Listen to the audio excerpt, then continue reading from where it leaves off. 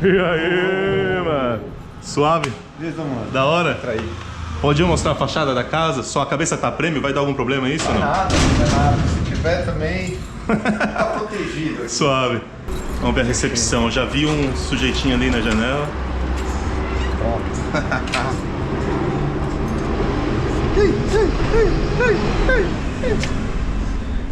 É imparável. Olha. Domi. Domi? É, a cachorrinha maluca. Criança da casa. Da hora, mano. A gente até ia tentar gravar lá no estúdio, né? Mas. Sim, uma pena que não deu. A gente tá com alguns problemas lá e teve que vir no meu QG em São Paulo. Demorou, mas a gente ainda vai fazer algum bagulho lá, com certeza. Faremos. Demorou. Com certeza.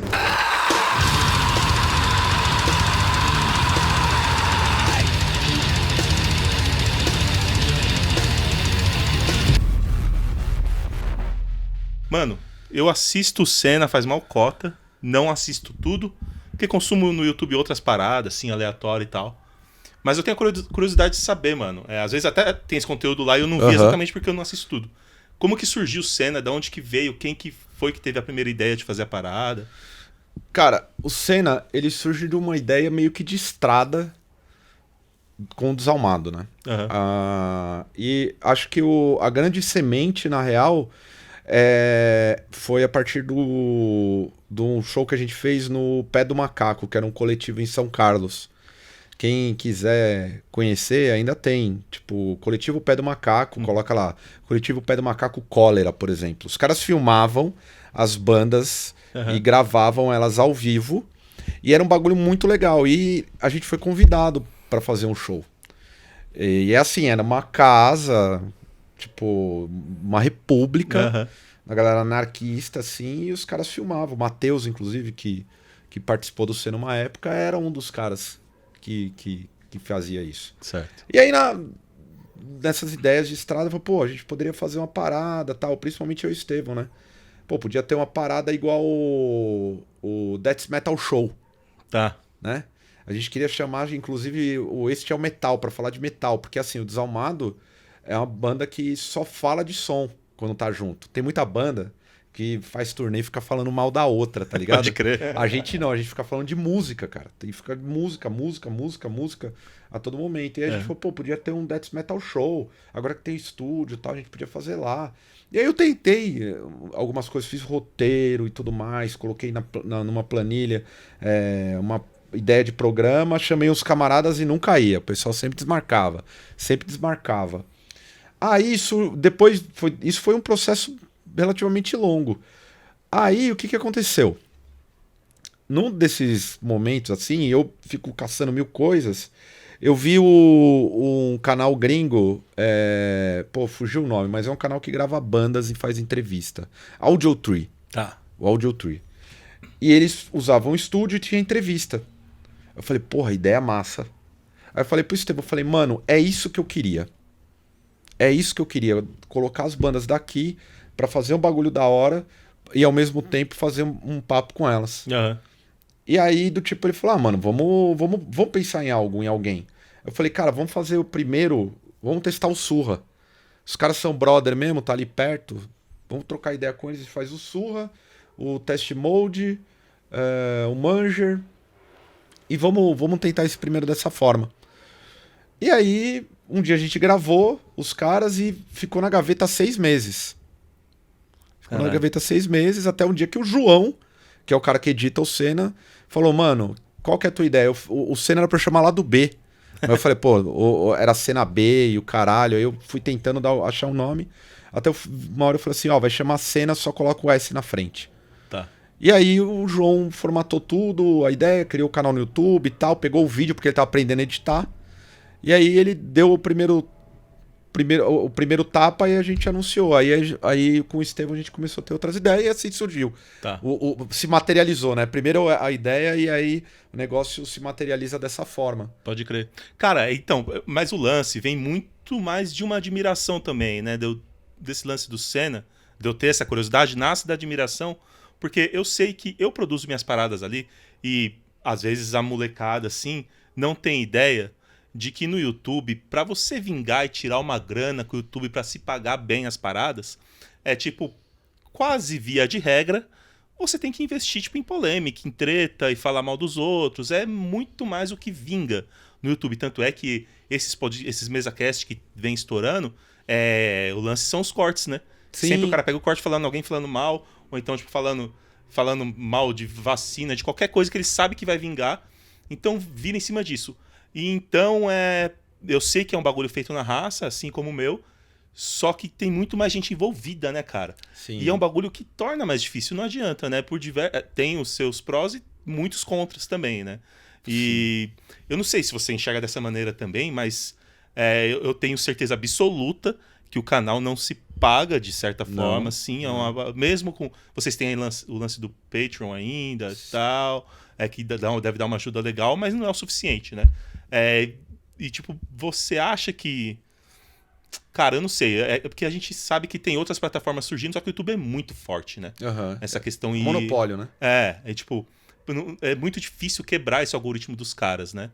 E eu não sei se você enxerga algumas outras vias de monetizar. Vocês continuam o canal vendo isso lá na frente? Ou é simplesmente para agregar valor na cena, para ajudar mesmo e tal? Cara, essa foi uma pergunta que, inclusive, foi interessante que eu tava tendo esse debate com o Kaká da Chaninho. Pode crer. Ontem. A gente tava trocando uns áudios assim, a gente tava conversando sobre umas coisas que ele quer fazer e umas ideias que eu também tenho com o Senna. Mas assim, essencialmente, o Senna é uma ideia genuína de divulgar as bandas daqui mesmo. Uhum. Acho que o coração é esse. É aproveitar do espaço que o Estevão tem, que é o Family Mob.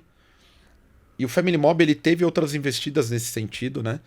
Não é a primeira vez que ele abraça bandas do underground para dar um material legal para as bandas. Uhum. A gente teve o Converse Rubber Tracks, que aí já era uma empresa bancando, e os caras fizeram, enfim. A dinâmica ali era sempre com esse propósito. E o Senna, ele veio com essa ideia do tipo, como a gente faz para ter um veículo que divulgue as bandas do underground brasileiro. Por quê? A maior parte da galera, como você mesmo mencionou na sua pergunta, quer polêmica e quer falar só de bandas grandes. E assim, poucas têm inclusive o cuidado de pegar e utilizar o artifício de falar de banda grande ou alguma polêmica e usar isso como isca para levantar outras bandas desconhecidas, divulgar. Uhum. Inclusive foi o propósito central do Senna quando a gente chamou grandes nomes. Tá. Que qual que era a nossa estratégia? A gente tá só trazendo as bandas aqui mais embaixo, só que eu preciso trazer um elemento maior que coloque a galera pro dentro do canal e aí essa galera conheça as outras bandas. Então a ideia é realmente o Senna ele não se paga. Se a gente pegar o custo por o ao vivo, ele não se paga. A gente criou outros quadros com a intenção de poder ampliar o leque de divulgação de outras bandas que não conseguem chegar no Senna, que não conseguem por N motivos, ou calendário, enfim. Também disponibilidade do estúdio, porque a gente pega 6 datas do estúdio. Não, é muito pesado. Né? Então a gente não tem muita disponibilidade de ter uma produção, por isso que é uma vez por mês, enfim. Mas assim, a gente tentou fazer a parada ser viabilizada de forma inteligente e que consiga dar conta do momento musical pesado que o Brasil vive, que é muito bom, cara. Sim. A gente tem há pelo menos 15 anos aí uma safra de bandas muito significativas e que só evoluem.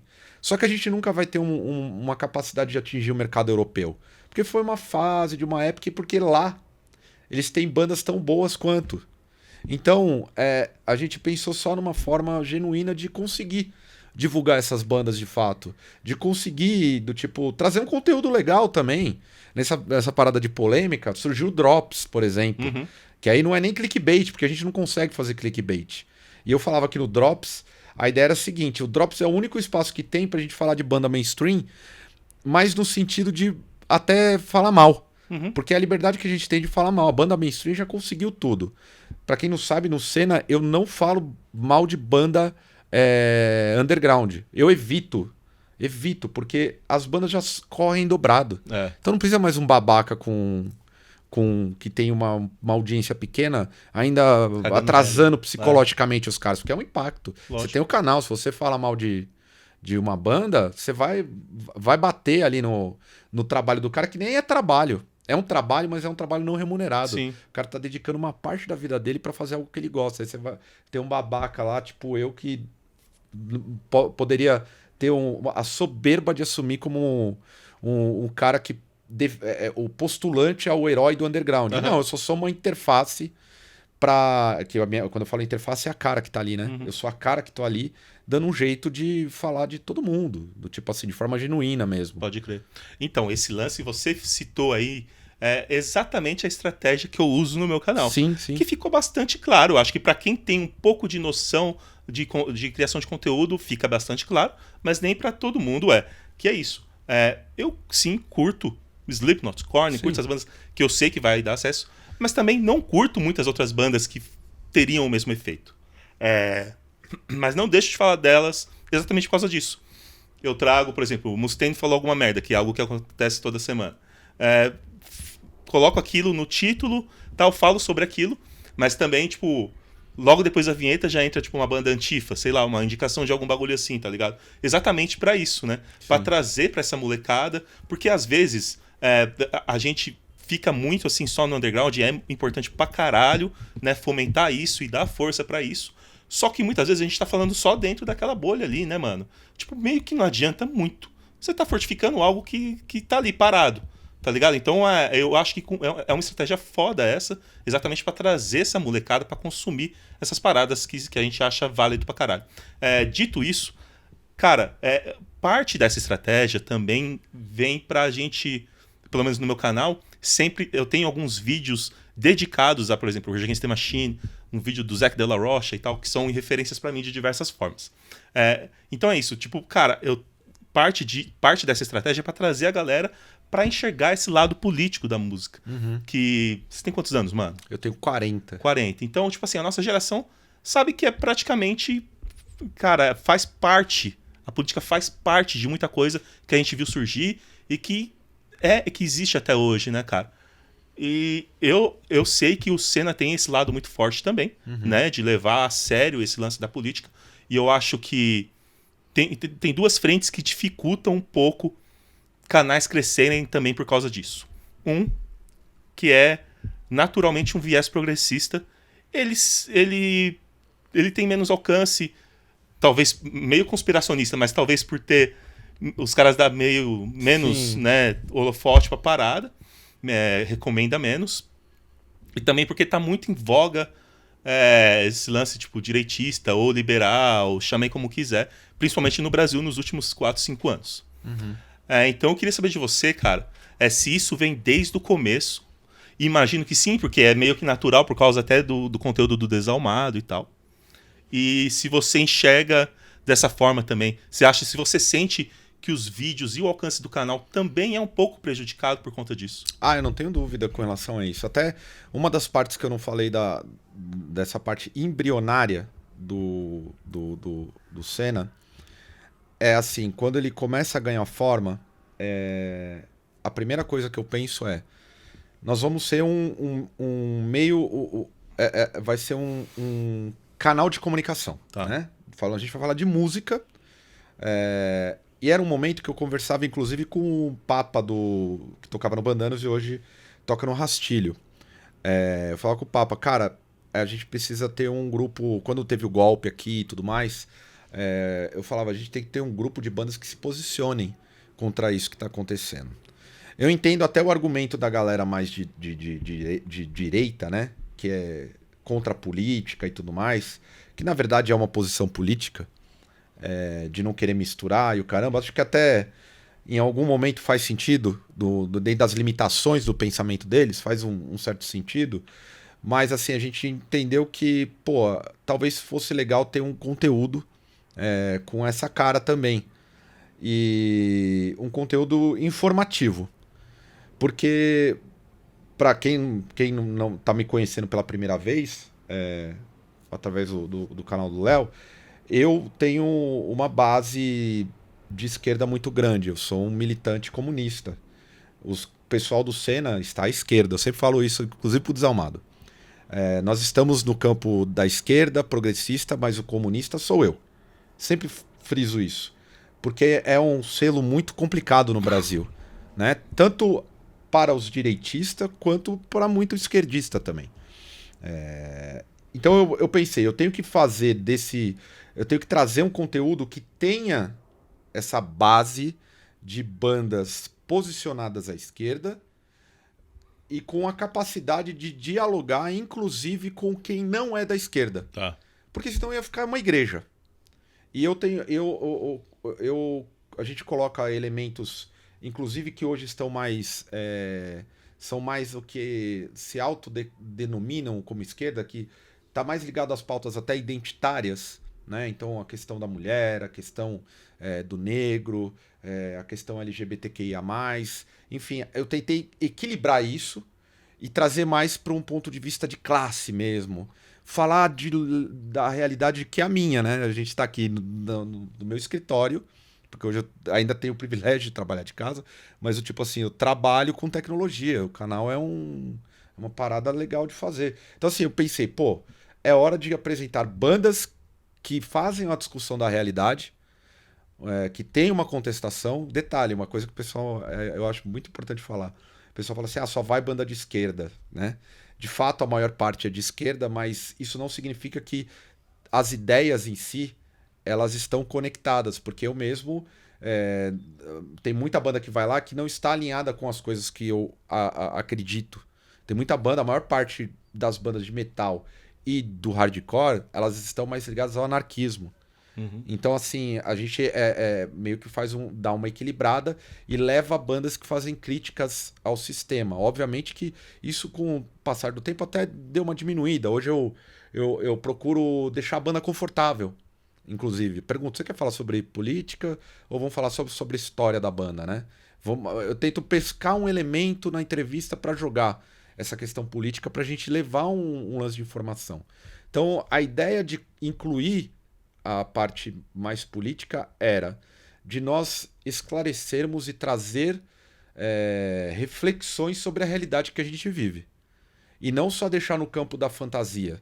É legal, óbvio, que a música e a arte é um desafogo da sociedade que a gente vive. Perfeito. Né? Ela é um desafogo. Mas ela também, como um revolucionário, eu tenho que trazer para o meu canal uma arte que ela é de contestação, porque a arte ela é revolucionária. Ela tem que contestar a ordem vigente. Então, a gente tenta levar um conteúdo nesse sentido, de que as pessoas levem reflexões para o espectador, que ele se incomode tanto com as opiniões que estão ali, inclusive de discordar, mas fazer em algum momento no dia a dia dele ele pensar, aquilo ali faz sentido, ou não, aquilo ali não faz sentido, e ele busca entender melhor uma opinião que ele tem, né? Uma convicção que ele tem. Então esse é um propósito meio que de vamos entender o mundo todos melhores. Obviamente que eu tenho uma lente, claro. E sobre a minha lente eu coloco, e ainda eu tenho um cuidado, e a gente tem esse cuidado de não cair para um lado meio igrejeiro, dogmático, porque eu acho que não funcionaria. Além de ser chato pra caralho. É chato. Eu acho que é natural. Eu naturalmente sou mais de esquerda. E não por ter estudado pra caralho isso, ou por ter me filiado a algum partido político, algo do tipo, mas simples e puramente por causa da minha origem, tá ligado? Sim. Que tipo de periferia e tal. E logo moleque, aquelas bandas com aquelas letras entraram na minha mente. Então foi uma parada automática, assim, tá ligado? E um desses lances, assim, foi sempre que, tipo, desde moleque, por conta do meu pai faleceu por causa de droga, tá ligado? Uhum. Então, eu nunca usei nada antes até mesmo de saber o que é Straight Edge. E conheci o Straight Edge ali no Galpão da Verdurada, no Jabaquara. Sim. Aí, a gente até falou naquela live lá do New Metal, a gente já daqui a pouco chega no New Metal, mas antes disso, a gente também falou bem de leve disso, eu queria aprofundar mais.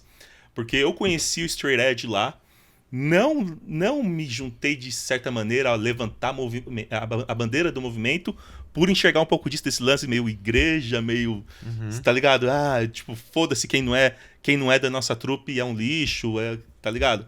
E, cara, eu tenho uma leve lembrança do Desalmado não Desalmado.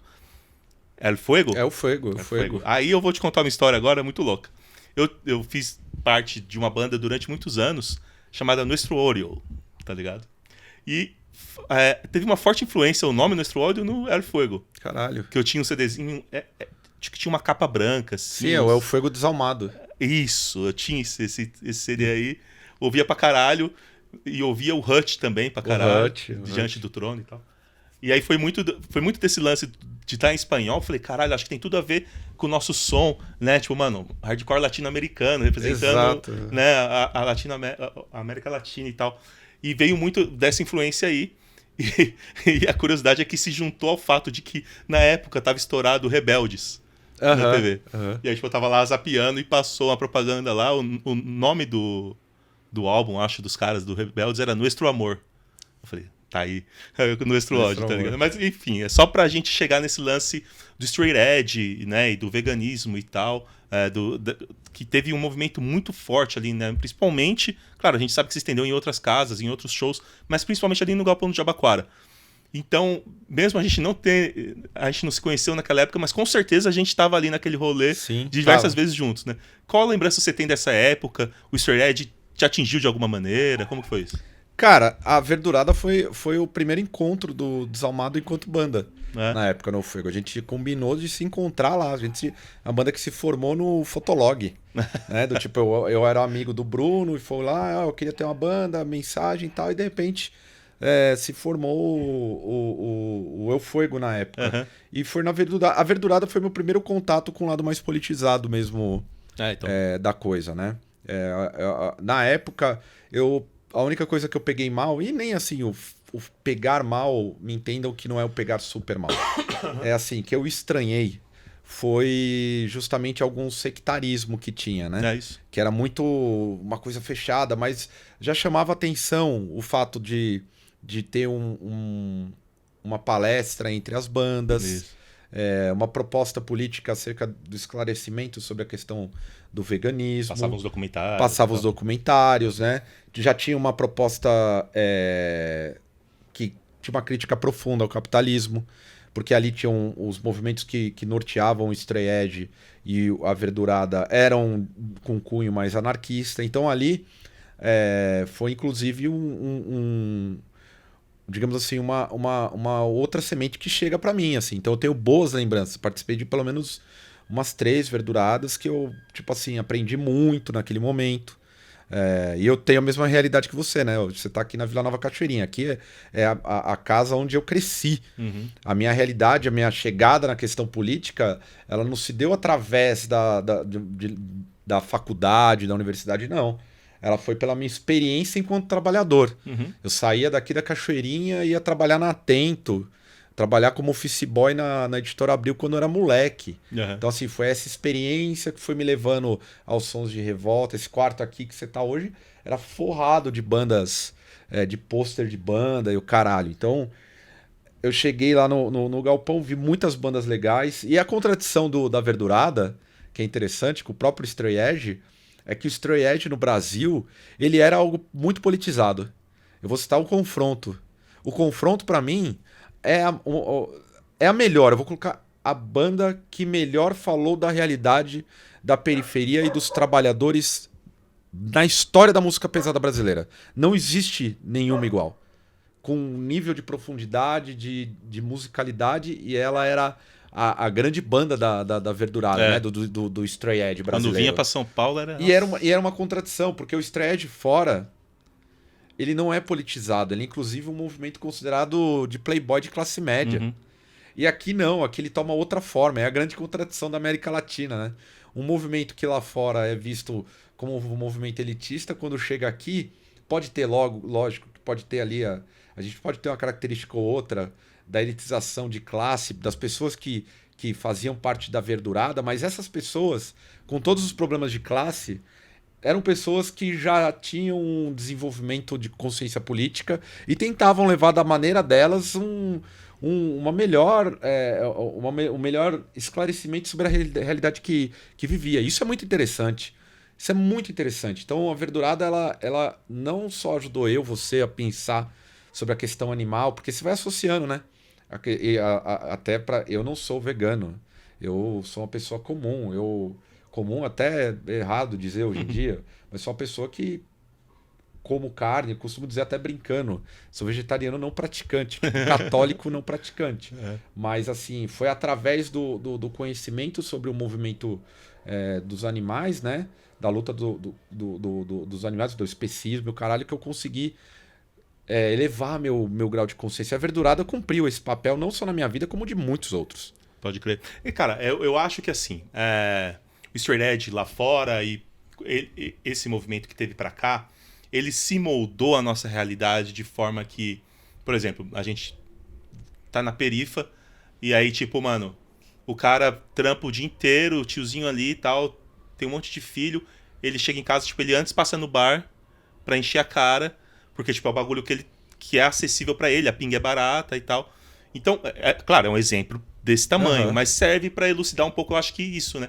Ele se moldou a nossa realidade porque aqui é terceiro mundo, Sim. né? Então, tipo, lá, às vezes, pode ser, tipo, falando de maneira mais chula, assim, e tal, mas mais fácil, White People Problems, a parada.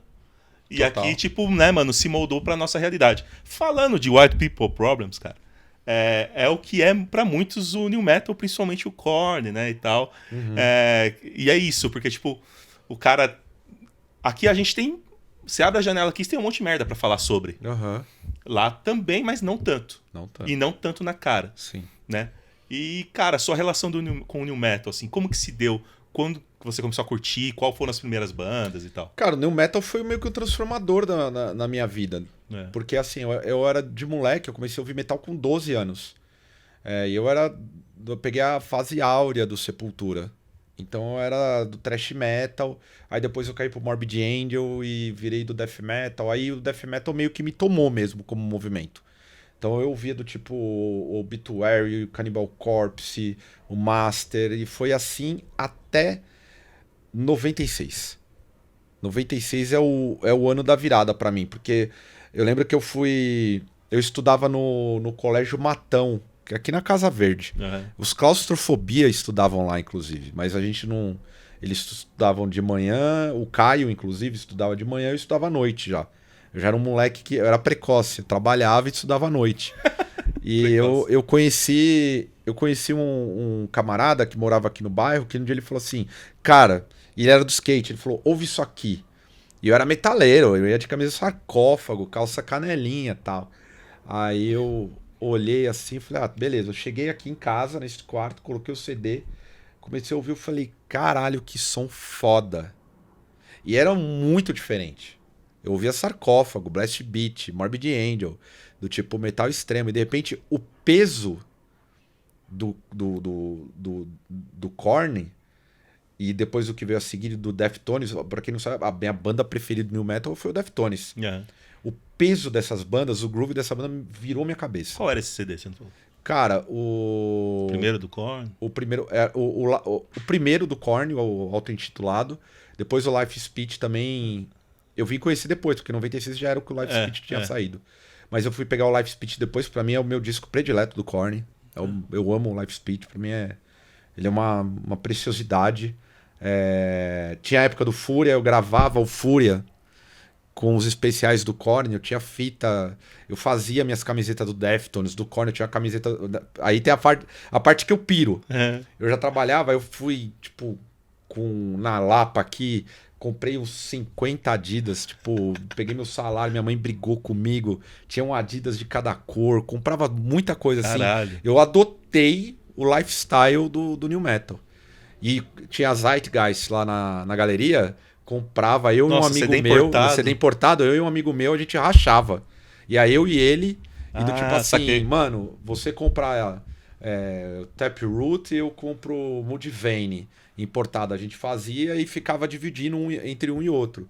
Então foi um período, cara, que eu pirei, assim, o Deftones quando saiu o Far Beyond... Far Beyond Drive não, tô errando o nome. O Aaron the Fur. É. O Aaron the Fur eu pirei, assim, eu fui ouvir o Adrenaline. Aí do tipo, eu fui me aprofundando, peguei Mudvayne pra ouvir. Quando veio o System of a Down, achei genial. Do tipo, o System of a Down pra mim é genial. Do ponto de vista musical hoje. Na época eu pirei o Slipknot. Pra mim era a primeira banda que jogava mesmo dentro do metal. Tá. Né? Então assim, eu pirei assim, eu pirei no lifestyle total. Às vezes eu não tenho mais fotos antigas, mas as minhas fotos antigas dessa época eram maravilhosas. Eu ainda sou o mesmo cara. Então, o pessoal pegou mal uma vez que eu fiz um vídeo falando sobre os piores discos do New Metal, que apareceu em fórum do New Metal, em negócio de grupo de Facebook, os caras metendo pau, esse cara metendo pau no New Metal. Mas eu vivi o New Metal assim intensamente, cara. Intensamente. O Desalmado era pra ser uma banda de New Metal. Olha que curioso. Que doido, era pra mano. ter essa parada. Mas aí o New Metal já tava morto e tal. Mas eu sempre quis a parada da distorção pesada, o groove do New Metal. Hoje eu olho musicalmente, eu acho o New Metal pobre. Eu acho inclusive as bandas que estão fazendo um revival do estilo infinitamente melhores musicalmente. Tá. Mas elas não têm mais o mesmo impacto, né? Tem alguma... cara, alguma que... principalmente New Metal, assim, com certeza vai ter. Que você para hoje, assim, e dá aquela vergonhinha, assim, caralho, eu escutava, curti isso daí. Tem. Tem algumas. O melhor e pior disco do New Metal, que é o primeiro do Cold Chamber. Nossa, mano. O primeiro do Cold Chamber é outra banda que entra... Tudo que saiu nessa época, até o Linkin Park, quando não era conhecido, eu peguei pra ouvir. Tudo eu comprei. O Cold Chamber é horroroso. É horroroso, é pavoroso. Se você pegar pra ouvir, do ponto de vista musical, fazer um comparativo, hoje, se você tiver uma atenção, tá, gente? Isso não significa que meu ouvido é um pouco melhor. Eu só sou um pouco mais fresco hoje. Talvez pela vivência musical e tudo mais. Mas assim, é de uma pobreza gigantesca. É muito ruim, dá uma vergonha. O primeiro do Mudvayne também. Eu acho que tem 2 músicas ali que são boas mesmo. O resto é muito ruim. Eu acho muito ruim mesmo. O Spine Shank é pavoroso. Spine Shank é Lembra o Spine Shank? Lembra pra caralho. Pavoroso, cara. Eu acho esses do ponto de vista musical, eles são horríveis. Então, eu acho que assim, cara, concordo até um pouco, assim. O Cold Chamber pra mim é um lance... Eu não sei. Eu ainda escuto e me divirto ainda hoje. Mas eu acho que tá muito mais atrelado a uma parada nostálgica. Também tá ligado? Pode ser. Tipo assim, eu acho divertido às vezes colocar o clipe e ficar assistindo, tá ligado? E eu não sei, é claro, né? Hoje a gente escuta com um ouvido diferente a parada. Mas faz parte até não só do mercado, mas os caras como pessoa, né? Você vê que o Death Safari depois fez o Devil Driver lá, é outra fita, é outra parada. Então era o momento, era a idade dos caras e tal. Mas realmente... A gente tá falando naquele vídeo lá, e pra mim, cara, eu sinto um pouco do Limp Bizkit, assim.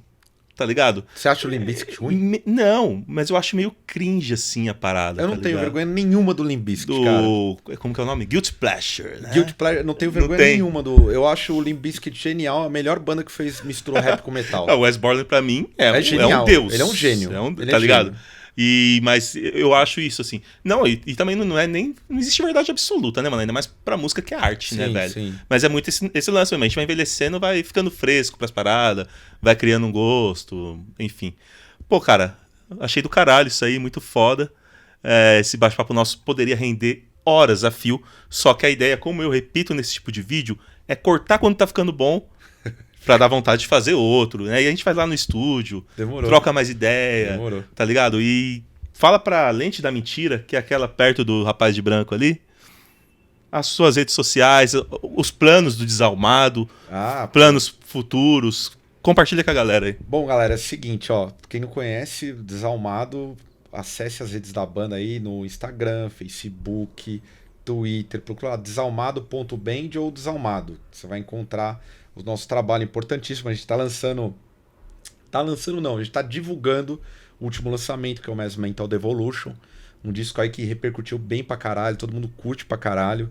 Então a gente tá retomando o show aí com algumas dificuldades, mas estamos aí a todo vapor fazendo coisas legais e obviamente espero que a galera colhe nos shows, que é um momento que a gente tá retomando aí. Além do Desalmado, tem o Senna aí, que o Léo já falou, já participou. Entrem no canal, ajudem a divulgar o canal, ajudem a divulgar as bandas que participam no canal, ajudem a fomentar o canal do Léo, o Senna, as bandas que participam, porque a gente tem que. A gente tá num momento que a gente tá construindo algo muito novo. E é um momento que, do tipo, se sai da pandemia com. E se sai é modo de dizer, né? A gente ainda está, mas está retomando algumas coisas em um novo mundo. Eu acho que a música pesada no Brasil, com a molecada principalmente, está ganhando um novo respiro e espírito, né? Gozado eu falar em espírito, justamente eu. Mas assim, é importante divulgar esses espaços, participar, trocar uma ideia, comentar, porque a gente pode solidificar algo que dá voz para uma juventude, que ajuda as pessoas a se divertirem, que é fundamental, e também tornar a vida das pessoas um pouco mais agradáveis num momento tão crítico. Então aí, quem quiser contribuir, entra lá no Senna, se inscreve no canal e também vai ouvir o Desalmado, que é importantíssimo. É isso aí. Mano, satisfação monstruosa, valeu demais. Obrigadão, mano. Obrigado, sou fã do seu trampo, Pô, tanto no nóis, canal mano, quanto na também, banda. hein? Fudido. Valeu, velho. Valeu. Rapaziada, o negócio é o seguinte, você já sabe o que tem que fazer, deixa o like aí, se inscreve se ainda não é inscrito, porque se Satanás quiser, tamo aí na próxima. Valeu!